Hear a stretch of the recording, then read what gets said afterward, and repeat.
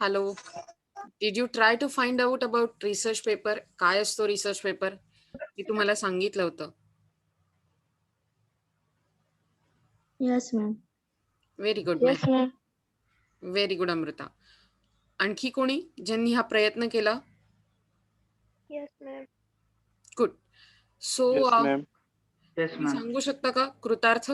कुड you please tell us काय प्रकारे तुम्ही समजून घेतलं? काय वाटतं तुम्हाला रिसर्च पेपर म्हणजे? Yes, ma'am. Research paper is an expanded essay. Research paper is a written work which involves the process of researching, critical thinking, source of evolution, composition, and organization. There are different types of research paper like cause and effect paper, interpretative paper, experimental research paper, survey research paper. A research paper is common form of academic writing. In research paper, you include information from sources such as books, articles, interviews, and internet sites. Very good. आणखी काही? No, ma'am. Okay. हे 5 points लिहिले. Very good very good. Okay Amruta, Yes, ma'am. Research paper बद्दल तुला काय समजलं? Research paper is a written report which contain the result of original scientific research or the review of published scientific paper on one or several science topic. In primary research article, the authors give vital information about the research that allows other member of the scientific community to evaluate it, reproduce science experiment, and also to assess the reasoning and conclusion drawn for them. Quite often, a science article combines these two types of scientific text, including the overview and original part. Okay. Muskan Patel. Yes, ma'am. A research paper is an expanded essay that presents your own interpretation or evaluation or argument. When you write an essay, you use everything that you personally know and have thought about the subject. A research paper involves surveying a field of knowledge in order to find the best possible information in that field. When you write when you write a research paper, you build upon what you know upon the subject and make a deliberate attempt to find out what experts know. A research paper is a piece of academic written that provides analysis, interpretation, and argument based on in-depth independent research. Okay. Thank you Amrita. Thank you Muskan. Mahak, आप बोलो. A research paper is an expanded essay that presents your Is it own the same interpretation. जो मुस्कान ने पढ़ा वो Yes, ही? ma'am. हाँ, Okay. same है. Okay. Anybody else who want to say this or something like else? ज्यांना कुणाला आणखीन सांगायचंय? Yes, ma'am. Yes. Yes, ma'am. Divya, please go ahead. Research paper is a document where we study one subject depending on various points for particular area. It includes information collected from various sources like magazines, internet, interview, etc. Hmm.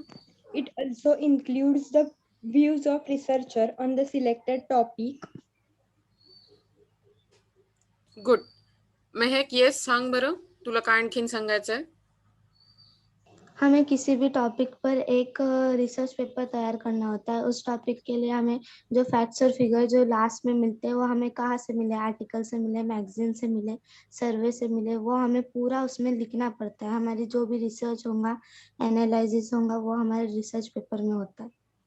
Amazing Mahak, आपने पहली बार ये KIA कि आपने yes, मेरे pass और कुछ participants है जिनको ये बोलना है. Yes, Sayuri, am I pronouncing your noun right? Your name? Yes ma'am. Okay, Sayuri, please. Research paper म्हणजे हा एक आपला पूर्ण संशोधनाचा एक लघुरूप असतं आणि एक जे लघुरूप आपण थोडक्यात एखाद्या कॉन्फरन्स मध्ये सादर करतो किंवा एखादा लेख लिहितो. यामध्ये संशोधनाचा सर्व घटक आपण थोडक्यात स्पष्ट करतो. Okay. Cool. Thank you, Sayuri. Anybody else who want to discuss it? Neha, आम्हाला तुझा आवाज येत नाहीये. रिसर्च पेपर एक असाइनमेंट के जैसा होता है जिसमें हम फुल्ली इंफॉर्मेशन देते हैं प्रूफ के साथ. Right, correct. सो तुम्ही खूप चांगल्या प्रकारे मांडलत. ओके, आपने बहुत अच्छी तरीके से एक्सप्लेन किया, लेकिन फिर भी अभी आपने क्या किया, इंटरनेट से कुछ देखा और उसके हिसाब से सिर्फ 5 लाइन लिखे. कुछ लोगों ने डायरेक्टली बताया. That's good. आज तुमच्यासाठी असा टास्क आहे, because I am telling you, मी तुम्हाला गाईड करणार आहे, मी तुम्हाला रिसर्च पेपर बनवून देणार नाहीये. ओके, सो आज तुम्हाला काय करायचं, कारण खूप लोकांनी काहीही केलं नाहीये. Are you listening? तुम्ही सगळे जे जॉईन होताय 62च्या 62 लोक, जरी तुम्ही आता इंस्टाग्रामवर असाल, फेसबुकवर असाल, आणखीन काही करत असाल, गेम खेळत असाल, बॅकग्राऊंडला ही मीटिंग चालू असेल, तरी माझ्याकडे पूर्ण लक्ष द्या या क्षणी. ओके, लक्ष ठेवा की आपण जेव्हा रिसर्च पेपर बद्दल बोलतोय तेव्हा आज मी तुम्हाला त्याचे काही बेसिक रूल सांगणार आहे. काय बेसिक रूल आहेत हे? तर पहिली गोष्ट, रिसर्च पेपर म्हणजे स्टोरी नाहीये, गोष्ट नाहीये, तुमच्या मनची गोष्ट नाहीये. समजा एखादी गोष्ट मी म्हणतेय की माझे स्टुडंट्स हुशार आहेत. ओके, माझी फॅक्ट काय, माझे स्टुडंट्स हुशार आहेत, माय स्टुडंट्स आर क्लेवर. तर हे कशाच्या बेसिसवर मी म्हणतेय हे विधान, हे जेव्हा मला रिसर्च करायला लागतो, रिसर्च म्हणजे संशोधन, बरोबर आहे की नाही? आणि संशोधन फक्त सायन्समध्ये होत नाही, प्रत्येक विषयात संशोधन होतं, जगातल्या कुठच्याही छोट्या, मग ते आर्ट्स असतं, मग ते कॉमर्स असतं, सायन्स तर असतंच. हे 3 बेसिक विषय झाले, याच्यात खूप छोट्या छोट्या गोष्टी असतात. मॅनेजमेंट असतं, लॉ असतं, त्याच्यानंतर कॉम्प्युटर सायन्स असतं, त्याच्यानंतर तुम्ही हातात विषय घ्या. मी तुम्हाला काय म्हटलं, माझ्या रिसर्चचा टॉपिक आहे माझे स्टुडंट्स हुशार आहेत. ओके, आता मग मी ते कसं ठरवू शकते की माझे स्टुडंट्स हुशार आहेत की नाही? Then what I will have to do, मला तुमचे 10वीचे मार्क किंवा 12वीचे मार्क काढायला लागतील. ओके, मी त्याची एक लिस्ट ठेवेन, तुमच्या नावाची एक लिस्ट ठेवेन. ओके, दुसरं काय करायला लागेल, मला तुमची आता FYचे जे मार्क आहेत ते काढायला लागतील.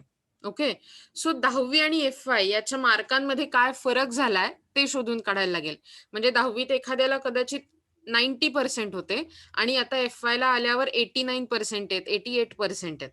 ओके, 10वीत एखाद्याला 35% होते आणि आज ते कदाचित 28 आहेत किंवा 38 आहेत. सो याच्यावरनं कम्पेअर करायला लागेल की 10वी पेक्षा आज माझ्या स्टुडंट्सचं ज्ञान वाढलंय की नाही. I can compare it using the data. Data being the keyword. Data हा सगळ्यात महत्वाचा शब्द इथे. ओके, आणि मग मी म्हणू शकते की ओके, मार्कांवरच सगळं काही अवलंबून नसतं, याच्यात दुसरा एक ऍस्पेक्ट आहे, दुसरं एक व्हेरिएबल आहे. पहिलं व्हेरिएबल मार्क असं होतं, ज्या व्हेरिएबलवर अवलंबून मी ठरवलं की रिसर्च पेपरमध्ये मी काय चेक करणार आहे. पहिली गोष्ट मार्क. ओके, ते बघून मी सांगणार आहे की माझे स्टुडंट हुशार आहेत की नाही. आणि दुसरी गोष्ट होती एक्स्ट्रा करिक्युलर ऍक्टिव्हिटी. त्यांनी कॉलेजमध्ये आल्यापासून काय काय एक्स्ट्रा करिक्युलर ऍक्टिव्हिटी केल्या आणि त्याबद्दल त्यांना कसं ग्रेड आहे. म्हणजे त्यांनी नुसतं नाव नोंदवलं असेल तर त्याला काही अर्थ नाही, बरोबर, पण ते ऍक्टिव्हली त्यात पार्टिसिपेट केलं का, त्यांनी प्रश्न विचारले का, त्यांनी त्याच्याबद्दल आणखीन रिपोर्ट तयार केले का, त्यांनी काही आणखीन, एखादा माणूस युट्यूबर झालाय का, एखादा माणूस ब्लॉग लिहितो का, एखादी मुलगी तिचा स्वतःचा व्यवसाय सुरू करू शकते का, एखादी मुलगी खूप छान कुक करू शकते का, एखादा मुलगा खूप छान कुक करू शकतोय का, असं ओव्हरऑल त्यांचा एक्स्ट्रा करिक्युलर परफॉर्मन्स बघितला आणि त्याला ग्रेड दिल्या. कशा ग्रेड दिल्या, त्यांनी कसा परफॉर्मन्स केला या बेसिसवर मी एका लायकहट स्केल, म्हणजे ते आपण करतो ना, agree, not agree, neutral, strongly agree, strongly disagree, याच्याप्रमाणे 5 मार्क दिले, 5 पैकी त्यांना, किंवा 5 स्टार्स असं ज्याला म्हणतो आपण तसं. आणि मग मी मार्क आणि एक्स्ट्रा करिक्युलर ऍक्टिव्हिटी यांना कंबाईन करून असं मला प्रत्येक स्टुडंट्सचं कळलं की 10वी पेक्षा ते बेटर आहेत आज SY मध्ये आल्यावरती. आणि मग म्हणून मी सांगू शकले की ओके, 10वी पेक्षा आज माझे स्टुडंट्स जास्त क्लेवर, जास्त स्मार्ट झाले. तुमच्या लक्षात येत आहे मी कशा प्रकारे रिसर्च पेपर तुम्हाला आयडिया एक्सप्लेन करते? हे मी जे बोलले त्यात तुम्हाला काही लक्षात आलं नाही असं आहे? No okay. मॅम. असं No, असू ma'am. शकतं की मॅडम तुम्ही काय म्हणताय याचा मला काहीही अंदाज नाहीये. तुम्ही सगळ्यांनी आज काय केलं, इंटरनेटवरनं शोधलं आणि ती 5 वाक्य लिहिली. कारण मी तुम्हाला 5 वाक्य लिहायला सांगितली होती. हेच तर आपल्याला करायचं नाहीये रिसर्च पेपरमध्ये. रिसर्च पेपरमध्ये आपल्याला बाहेर गुगलवर असलेला एकही शब्द कॉपी करायचा नाहीये, म्हणजे वाक्य फॉर दॅट मॅटर. शब्द असणारच ऑब्व्हियसली. आपल्याला एकही वाक्य जसंच्या तसं लिहायचं नाहीये. आपल्याला आपल्या मनाप्रमाणे आपल्याला आपला डेटा फाइंड करून त्या डेटाप्रमाणे काय दिसलंय हे बघितल्यावरती आपल्याला समजेल की आपल्याला कशा प्रकारचा रिसर्च करायचा आहे. मला माहिती आहे या क्षणी तुम्ही प्रचंड कन्फ्यूज झाले असाल. सो त्याच्यासाठी या काही सूचना आहेत ज्या तुम्ही लिहून घेणं अपेक्षित आहे. ओके. मी रोज तुम्हाला थोड्याशा सूचना देणार आहे. हा पुढचा आठवडा. डोंट वरी, आपल्याकडे वेळ आहे. म्हणून मी खूप अर्ली स्टेजला सुरू केलं आहे. तुमच्या लक्षात येत आहे राईट? ओके. तुम्ही लिहून घेता या सूचना मी सांगते त्या? Yes ma'am. Okay. Start writing. तुमची पहिली सूचना आहे. ओके. पहिली सूचना अशी आहे, this assignment will take hard और smart work of minimum 4 to 5 weeks. ही जी असाइनमेंट आहे, हा जो प्रोजेक्ट आहे रिसर्च प्रोजेक्ट, ते तुमच्या ओव्हरऑल सेमिस्टर मधले कंटिन्युअस काम केलं तर 4 ते 5 आठवडे घेईल. ओके. आपण नवीन आहोत, हे सगळं माहिती असलेल्या लोकांसाठी आहे. सो यू कॅन राईट 5 ते 6 आठवडे to. So 4 to 6 weeks. This assignment will take hard work and smart work of minimum 4 to 6 weeks. झालंय तुमचं लिहून? Yes ma'am. ओके. नक्की सगळ्यांचं झालंय? कुणाला काही शंका नाहीये या पहिल्या सूचनेत? दुसरी सूचना बघा. Understand the instructions very clearly and ask doubts if you have any. Understand the instructions very clearly and ask doubts if you have any. तुम्हाला यात अगदी छोट्यातले छोटे डाऊट असू शकतात की मॅडम रिसर्च पेपर मधला रिसर्च काय आहे, पेपर काय आहे, टॉपिक काय आहे, म्हणजे टॉपिक कसा निवडू, आणि असे वेगवेगळे ऍस्पेक्ट ते मी तुम्हाला सांगणार आहे काय आहेत ते. पण जे मी सांगतेय ते समजा तुम्हाला समजायला अडचण येत असेल, अगर आपको ऐसा हो रहा है कि समझ में नहीं आ रहा है क्या बोला जा रहा है, प्लीज डू आस्क. आपके सबके लिए ये टॉपिक बहुत ही अलग है एंड आई वांट कि बाहर जाने से पहले आपको ये टॉपिक के बारे में समझे, क्योंकि नेक्स्ट टीवाई में आपको रिसर्च मेथोडोलॉजी करके एक बड़ा सा सब्जेक्ट होता है जिसमें सब लोग बहुत मार खाते हैं. Okay, I don't want that. और बाहर भी मतलब एक बार डिग्री होने के बाद आप जब बाहर जाओगे तब भी आपको समझ में आना चाहिए कि एक्चुअली क्या किया, क्या करना चाहिए था. Okay, are you getting it? Let's do the third one. Okay, choose the topic. Next instruction is choose the topic which you have interest in. आपको जिसमें इंटरेस्ट लगेगा वो ही टॉपिक चूज करो. Choose the topic which you have interest in.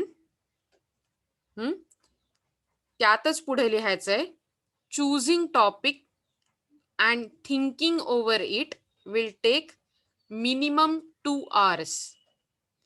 Choosing topic and thinking over it will take minimum 2 hours. आपको एक topic choose करने के लिए, उसके बारे में सोचने के लिए एक टॉपिक के लिए 2 घंटे मिनिमम लगेंगे, क्योंकि हम नए हैं इसमें. ओके, आपण नवे होते ह्या सगळ्यात, तर 2 तास तरी लागतील एका टॉपिकवर विचार करायला. Like this you have to choose 2 to 3 topics first. अशा प्रकारे तुम्हाला आधी 2 ते 3 टॉपिक चूज करून ठेवायला लागतील. You will have to choose 2 to 3 topics first before discussing with madam or teacher. माझ्याशी डिस्कस करण्याआधी तुमच्याकडे 2 ते 3 टॉपिक तयार असले पाहिजेत. Okay. After doing this 2 to 3 topics, you will have to read around those topics and fix one of them. हे जे 2-3 topics तुम्ही शॉर्टलिस्ट केले असतील, ते टॉपिक्स शॉर्टलिस्ट केल्यानंतर तुम्हाला त्याच्याबद्दल वाचावं लागेल, बघावं लागेल, सोप्यातल्या सोप्या भाषेत त्याबद्दल समजून घ्यावं लागेल आणि मग त्या 2-3 टॉपिक मधला एक फिक्स करायला लागेल. ओके. टॉपिक चुजिंग बद्दल तुमच्या लक्षात आलं मी काय म्हणते ते? एकतर तुम्हाला एका टॉपिक बद्दल विचार करायला 1 ते 2 तास लागतील. हा टॉपिक चूज करताना तुम्हाला पहिल्यांदा 2 ते 3 टॉपिक चूज करायचेत आणि त्यातून त्याच्याबद्दल वाचून समजून घेऊन एक फिक्स टॉपिक शॉर्टलिस्ट करायचा आहे. तुम्हाला गरज पडली तर तुम्ही माझ्याशी कधी म्हणजे तुम्हाला दिलेल्या वेळात ऑब्व्हियसली बोलू शकता. Okay. 4th one is build a basic outline around your topic. तुम्ही जो फिक्स कराल टॉपिक त्याच्या अराउंड तुम्हाला काय करायचंय, तुम्हाला काय त्या विषयावर बोलायचंय, काय त्या विषयाबद्दल लिहायचंय, त्या विषयात रिसर्च मध्ये तुम्ही काय काय समाविष्ट करणार आहात, आप उस टॉपिक में क्या क्या इंक्लूड करने वाले हो, ये सबके बारे में आपको एक बेसिक आउटलाइन मिलनी चाहिए. ये आउटलाइन कैसी होगी मैं आपको एक जस्ट अ मिनट, अगर अभी हो सकता है I will try to give it to you. Okay, just a minute.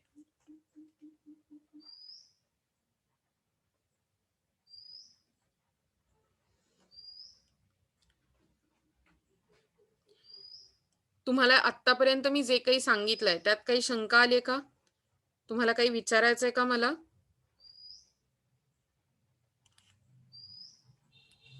सांगा बरं. Is there any difficulty that you have? या ज्या सूचना मी तुम्हाला सांगितल्यात त्या तुम्हाला क्लिअरली समजल्यात का? Yes ma'am. 6वा सांगा ना परत. 6वा म्हणजे लास्ट वाला, राईट? माझ्याकडे काही नंबर वाईज लिहिलेलं नाहीये. Build a basic outline around your topic. Build a basic outline around your topic.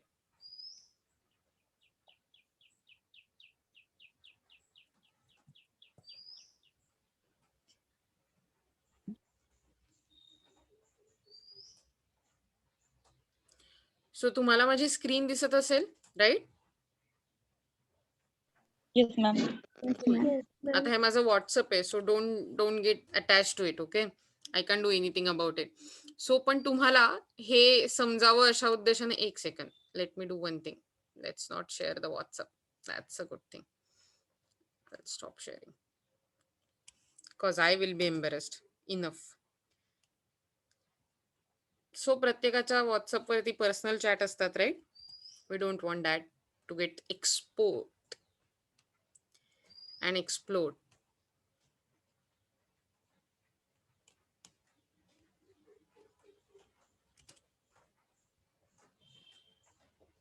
Cool. Okay, आता तुम्हाला हे पिक्चर दिसत असेल. या मॅडम एक्सप्लेन करतात की एक्सप्लोरेशन अराउंड कन्सेप्ट, जो 6वा पॉइंट आदित्य म्हणाला, त्याच्या अराउंड कसं असलं पाहिजे. सो बेसिकली जो टॉपिक तुम्ही चूज कराल त्याच्याबद्दलची इंट्रोडक्शन तुम्हाला माहिती असलं पाहिजे. त्याच्याबद्दल छोटी समरी तुमच्याकडे 1-2 लाईनची, 3 लाईनची तुमच्याकडे तयार असली पाहिजे. ओके, तुमच्या लक्षात येतं मी काय सांगते तुम्हाला ते? Is it clear? Yes ma'am. Good. या ड्युरिंग कोर्समध्ये तुम्हाला कुठलीही जर शंका येत असेल, please please feel free to ask me. तुम्ही जर मला विचारलं नाही तर तुमचं खूप घोळ होणार आहे. आणि मग तुम्ही जर सगळ्यात शेवटी असा विचार केलात की ओके रिसर्च पेपर करायचा ना, मी आदल्या दिवशी करतो, एका आठवड्याच्या आधी करतो, तुमचा खूप लोचा होणार आहे. बिलीव्ह मी, जगातले लोक किती रिसर्च पेपरसाठी तयार करत असतात, काम करत असतात, हे तुम्ही बघितलं ना, यू विल माइट फेंट. इतकं काम करतात लोक. मी तुम्हाला त्यातल्या त्यात फक्त 5-6 आठवडे काम करायला सांगते. Okay, second is you should know the definition of concept. जर समजा मी असं म्हणत असेल माय स्टुडंट्स आर क्लेवर, यातल्या स्टुडंट्सची डेफिनेशन काय? The students of the FC class that I am teaching in SY. ही माझी स्टुडंट्सची डेफिनेशन आहे. SY मधले FC शिकणारी मुलं. ओके. किंवा क्लेवर याची डेफिनेशन काय? So clever is the students with aptitude of doing smart and hard work, gaining good marks and doing some extra curricular activity in their life. म्हणजे जर समजा स्टुडंट चांगले मार्क मिळत असतील, ते हार्डवर्क आणि स्मार्ट वर्क करत असतील बरोबरीने, आणि त्याच्या बरोबरीने जर समजा त्यांनी एक्स्ट्रा करिक्युलर ऍक्टिव्हिटी करत असतील, तर त्यांना मी क्लेवर म्हणेन. सो आता माझ्याकडे 2 डेफिनेशन तयार आहेत, दॅट इज स्टुडंट आणि क्लेवर. प्रत्येकाची आपल्या टॉपिकची डेफिनेशन ही वेगळी असते. ही डेफिनेशन तुम्हाला दरवेळी ओव्हरऑल कुणाकडून तरी आणावी लागते असं नाहीये. ओके. तुम्हाला तुम्ही जे म्हणताय ते क्लॅरिटी येण्यासाठी डेफिनेशन द्यायची असते. Okay. 2 related theoretical perspective. Okay. आता यात काय म्हणायचंय त्यांना? थिअरी म्हणजे खूप काही मोठं, लगेच मार्शल, आईन्स्टाईन वगैरे, न्यूटन, किंवा असा विचार करा तुम्ही जर कॉमर्स शिकत असाल तर हेनरी फेयॉल किंवा असे वगैरे लोक नको आहेत आपल्याला. Don't worry. ही थिअरी तुम्ही बाहेरच्या मोठ्या लोकांच्या थिअरी दाखवूच शकता त्यात, पण यात बेसिकली असं आहे की या ज्या थिअरी आहेत ह्या तुम्ही काय म्हणताय त्याच्यावर अवलंबून आहे. सो माझी स्टुडंट्स आर क्लेवर या रिसर्च टॉपिक बद्दलची पहिली थिअरी अशी आहे, if students are getting good marks they are clever. पहिली थिअरी काय सांगा बरं? तुम्हाला मी आता काय सांगितलं?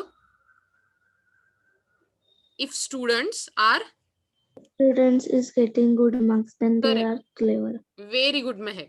सो लक्षात ठेवा, माझी पहिलं थिओरॉटिकल पर्स्पेक्टिव्ह आहे की जर मुलांना चांगले मार्क मिळत असतील, अगर वो अच्छे से मार्क्स ला रहे, देन दे आर क्लेवर. मेरी दूसरी थियरी क्या है? Okay, marks can be compromised if students are doing some extraordinary extra curricular activity. म्हणजे खूप स्पेशल अशा जर एक्स्ट्रा करिक्युलर ऍक्टिव्हिटी स्टुडंट करत असतील तर थोडंफार मार्कांमध्ये कॉम्प्रोमाइज करणं मला शक्य आहे. Then also we can call them clever. So 2 थिअरीचे वेगळे वेगळे पर्स्पेक्टिव्ह तुमच्या लक्षात आले? कशाच्या अराउंड मी माझा रिसर्च पेपर बिल्ड करणार आहे? नक्की का कन्फ्युजन होतंय सांगा बरं मला. परत सांगायला हवंय? परत सांगायला हवंय? Yes ma'am. Okay. Yes, cool. आता लक्षात घ्या, थिअरी म्हटल्यावरती आपल्याला नेहमी असं वाटतं कुणीतरी मोठ्या माणसाने ती सांगितलेली असली पाहिजे. डेफिनेटली जर समजा तुम्ही एखाद्या मोठ्या माणसाने सांगितलेल्या थिअरीचा वापर केलात, कारण तशीच ती सांगायला हवी. आपलं जे रिसर्च पेपर असतो तो नेहमी कुठल्या तरी मागच्या कामावर डिपेंड असायला लागतोच, बरोबर आहे. पण ती खूप काही कॉम्प्लिकेटेड असायला हवी असं नाही. समजा मी म्हटलं की XYZ या शास्त्रज्ञाने असं म्हटलंय की चांगले मार्क्स म्हणजे स्टुडंट हुशार आहे. ही माझी पहिली थिअरी झाली. ओके. माझा रिसर्च पेपर काय आहे की माझे स्टुडंट हुशार आहेत की नाही हे शोधून काढणं, आणि त्यासाठी माझी पहिली थिअरी कशावर बेस्ड आहे? XYZ या शास्त्रज्ञाने म्हटलंय की स्टुडंट्सना चांगले मार्क मिळत असतील तर ते हुशार आहे. ओके. आता दुसरी थिअरी काय असेल? पण ABC शास्त्रज्ञाने असं म्हटलंय, हा दुसरा शास्त्रज्ञ ABC, पण ABC शास्त्रज्ञाने असं म्हटलंय मार्क्स बरोबर जर ते एक्स्ट्रा करिक्युलर ऍक्टिव्हिटी करत असतील तर ते हुशार आहेत. ओके. म्हणजेच या 2 थिअरीच्या अराउंड मला शोधायला लागेल की माझ्याकडे तसा डेटा अवेलेबल आहे का. ओके.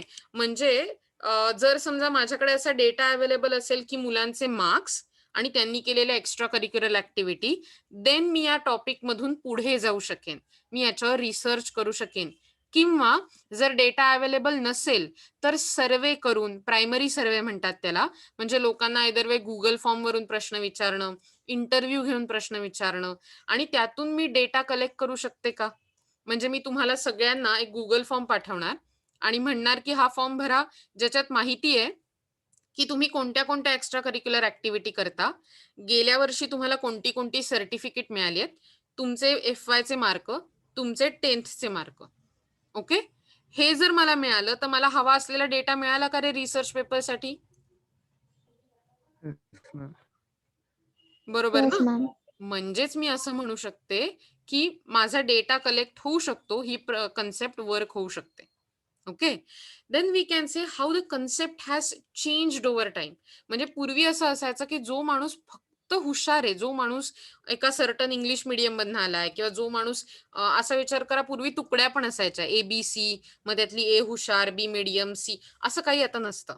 सो ही कन्सेप्ट चेंज झाली की नाही ओव्हर टाइम, बरोबर आहे. मग तो चेंज कसा झालाय हे तुम्हाला दाखवून द्यावं लागतं लोकांना. येत आहे लक्षात तुमच्या? कसं दाखवून देणार? पूर्वीच्या ज्या ज्या लोकांनी रिसर्च केले त्यांचे रिसर्च वाचून तुम्हाला प्रूव्ह करायला लागतं की असा विचार करा, रुजुताने तिच्या रिसर्च मध्ये हे म्हटलंय, तिचं रिसर्च आर्टिकल पब्लिश झालंय. कुठलाही रिसर्च पेपर पब्लिश झाला याचा अर्थ त्या रिसर्चला मान्यता मिळाली. ओके, मग अशा मान्यता मिळालेल्या पब्लिश्ड पेपर मधनं त्या लोकांची ओपिनियन काढणं आणि ते सांगणं की कशी काय कन्सेप्ट ही चेंज झाली हे तुम्हाला दाखवून द्यायला लागेल. Nextly, current practice or policy issues. जेव्हा आपण हुशारी शोधायचा प्रयत्न करतोय तर हुशारी शोधताना आज लोक कधी कधी स्टिरिओटिपिकल असतात की मला फक्त मुलाला मार्कच मिळाले आहेत, बाकी काही नको. सो हा पॉलिसी इश्यू आहे. पालकांना असं वाटतंय की मुलांना फक्त मार्कच गरजेचे आहेत. ओके, पण आता काही पालक बदलतही चाललेत. त्यांना असं वाटतं की ठीक आहे, बदल असला त्यांनी इतर काही केलं तरी चालतं. आजकाल याच्या कशा प्रॅक्टिस चालतात हे ओव्हरऑल तुम्हाला तुमच्या आर्टिकल्स मधनं, पूर्वी पब्लिश झालेल्या न्यूज आर्टिकल्स मधनं, नंतर लेखांमधनं, एसेज मधनं जे ओव्हरऑल आपल्याला मिळू शकतात त्याच्याबद्दल मी सांगणार आहे. डोंट वरी, कसे मिळू शकतात हे याच्यावरनं शोधून काढायला लागेल. ओके, आता तुमचे जे रिझल्ट आहेत, मला कळलं की माझी मुलं हे एकदम बेस्ट आहेत, हुशार आहेत, क्लेवर आहेत. पण हे फक्त झालं त्या वर्गासाठी. कदाचित असं असेल की हा वर्ग आधीच हुशार होता, म्हणजे मी त्यांना कॉलेजमध्ये आल्यापासून हुशार केलंय किंवा ते स्वतःहून हुशार झालेत असं म्हणायला काही वाव नाहीये. मग मला काय करायला लागेल की आपल्या आसपासच्या पण 4-5 कॉलेजेसमध्ये सेम गोष्ट करायला लागेल. जसं की त्यांनी म्हटलंय, एक कंट्री जपान कदाचित तुम्ही जर घेतलं तर दुसरी युरोपियन युनियन, म्हणजेच युरोपियन कॉन्टिनेंट मधल्या कंट्रीज यांना कदाचित कम्पेअर करायला लागेल. त्यांचा जो काही टॉपिक असेल ते आपला जो काही असेल त्याला सेम आपण कम्पेअर करायचं. समजा तुम्ही चपलांवर रिसर्च करताय. Okay, if you are doing research on your footwear, so maybe तुम्ही पॅरागॉनचा ब्रँड जर समजा रिसर्च मध्ये आणला की पॅरागॉनच्या चप्पल, त्यांचा किती यूज होतो, त्यांची किंमत कशी कमी आहे, ते कसं वायबल आहे, गरिबांना पण कसं परवडेल, श्रीमंतांना पण कसं परवडेल, स्टाईल पण आहे का, त्यात फॅशन आहे का. सो हेच तुम्हाला सगळं बाटा बरोबर पण करायला लागेल, रिबॉक पण बरोबर करायला लागेल, मे बी अदिदास बरोबर पण करायला लागेल. म्हणजे जे ब्रँड चपला विकतात त्यातल्या किमान 2 गोष्टींबरोबर पण कंपॅरिझन करायला लागेल. आणि मग या कंपॅरिझन नंतर तुमचं जो काही अनालिसिस झालेलं असेल तुमचं, ते सगळं कन्क्लुजन मध्ये मांडायला लागेल. येत आहे तुमच्या लक्षात? मी एक्सप्लोरेशन ऑफ कन्सेप्ट किंवा बिल्ड युअर अंडरस्टँडिंग जेव्हा म्हणते तेव्हा काय म्हणत असते ते तुम्हाला हे लिहून घ्यायचंय की तुम्ही लिहून घेतलंय? पीप्स, तुम्ही झोपलायत का? Yes ma'am. लिहून घ्या बरं मग पटकन. मी तुम्हाला 2 मिनिटाचा वेळ देतेय, तुम्ही लिहून घ्या पटकन. आपको समझ में आ रहा है ये सब? Yes ma'am. तर मी एखादा सिंपल रिसर्च पेपर तुम्हाला वाचायला देईन आणि जर समजा तो तुम्हाला लक्षात येत नसेल, प्लीज तुम्ही मला ते सांगणं गरजेचं आहे. ओके, आणि पहिली गोष्ट मला रिमाइंड पण करणं गरजेचं आहे की मला पाठवायचं आहे तुम्हाला. ओके, सो लेट्स गो आपल्या सिलेबस कडे. थोडासा 2-3 ऍक्ट्स बघूया, अगदीच काही बघितलं नाही असं नको. तुमचं जर लिहायचं राहिलं असेल तर युट्यूबवर व्हिडिओमध्ये तुम्हाला लिहायला मिळणारच आहे. ओके, आपण काल 3 ऍक्ट बघितले होते आणि आपल्याला चौथा बघायचा होता, national commission for women act, NCW 1990. This act provided for the establishment of a national commission for a women to study and monitor all the matter related to the constitutional and to the legal rights and safeguards of the women. So तुम्हाला लक्षात येऊ शकतं की आपण जेव्हा म्हणतोय तेव्हा NCW हे तयार जे झालंय, ज्याच्याबद्दल तुम्हाला स्वतःला सेल्फ स्टडीसाठी काल मी तुम्हाला मटेरियल दिलंय, तर ते या 1990च्या ऍक्ट मधून तयार झालेलं कमिशन आहे NCW हे, and it's a constitutional committee किंवा commission. The fifth one is commission of sati prevention act. तुम्हाला सगळ्यांनाच सती प्रथेबद्दल माहिती असेल, माहिती नसली तर मी सांगते. पूर्वी असं व्हायचं की समजा एखाद्या स्त्रीचा पती गेला तर तिला त्याच्या बरोबर चितेवर दाह अग्नी दिला जायचा, तिलाही त्याच्या पती बरोबर मरावं लागायचं. ओके, अगर सो यू शुड नो कि ऐसी प्रथा बहुत ही घटिया है. It's not provided by scriptures. ऐसे कौन से भी स्क्रिप्चर में, स्क्रिप्चर मतलब कुठले पण असलेले पुराण ग्रंथ, आपला धर्मग्रंथ, यात कुठेही सती प्रथेचं काहीही नाहीये, असं काहीही शक्य नसतं, गरजेचं नसतं. त्याचं ग्लोरिफिकेशन टाळलंच पाहिजे. आणि म्हणून 1987 मध्ये सती प्रथा प्रिव्हेंट करण्यासाठी commission of sati prevention act 1987 आला. Okay, then Indecent Representation of Women Prohibition Act 1986 has prohibited the indecent representation of the women through advertisements or publications, writing, painting, figure and in any other matter. कुठल्याही प्रकारे चुकीची image बाहेर जाता कामा नये विमेनची, याच्यासाठी indecent म्हणजे अतिशय घाण, वल्गर, ज्याला आपण म्हणतो हल्ली MMS मधून बाहेर पडणाऱ्या क्लिप. MMS जुना झाला, आता तर डायरेक्ट अतिशय चुकीच्या पद्धतीने सोशल मीडियावरनं पण क्लिप्स बाहेर पडतात. तुम्हाला माहितीये की नाही? ह्या प्रकारच्या गोष्टी बऱ्याच वेळा, आणि त्याला प्रचंड मोठा गुन्हा दाखल होतो. हे कधीही झालं नाही पाहिजे. It is prohibitive action. आणि अशा प्रकारचं इनडिसेंट रिप्रेझेंटेशन थांबलंच पाहिजे. त्याच्या अगेन्स्ट खूप मोठा गुन्हा दाखल होतो.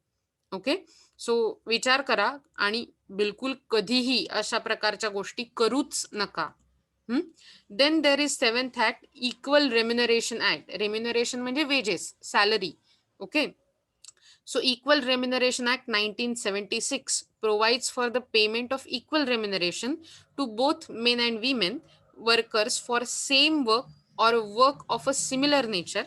Also prevents discrimination on the ground of sex against women, recruitment and service conditions. कुठल्याही प्रकारे स्त्रीला नोकरी देण्यावर, तिला सर्व्हिस देऊन तिच्याकडे ज्या प्रकारे काम दिलं असेल त्याबद्दल कुठल्याही प्रकारे डिस्क्रिमिनेशन, असमानता नसावी.